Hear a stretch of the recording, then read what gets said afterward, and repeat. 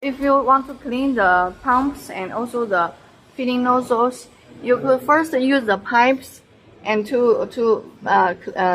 here to connect here, and then you go to this screen. Go to this screen and you go to the menu screen, and you have the simple menu, and you have the filling clean function, and you could, for example, now is the second one, and you could only open the second one and close the other ones,